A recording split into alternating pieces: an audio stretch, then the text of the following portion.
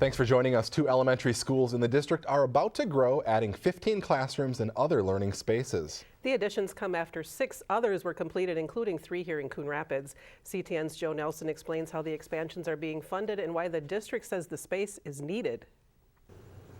I don't have a hard hat yet, but I'm pretty excited about that prospect. For the first time next fall, about 150 new kindergartners from Ramsey will get to know these Anoka halls and new classrooms that have yet to be built. Anoka-Hennepin Chief Operations Officer Chuck Holden says sending students to Wilson is an alternative parents agreed to when building in Ramsey was too difficult. We just couldn't handle that extra capacity.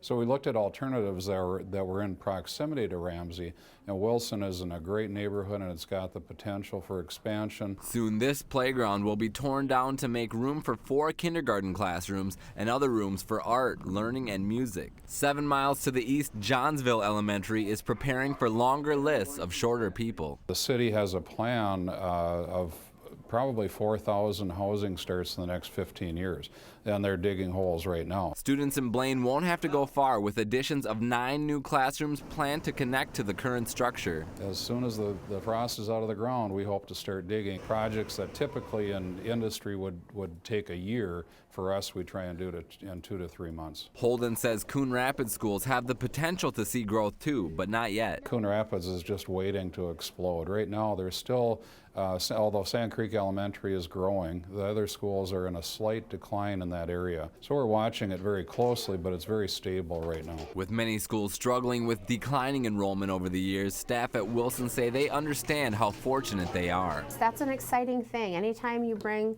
new people into that community, you have new ideas and extra support. So that's a winning situation.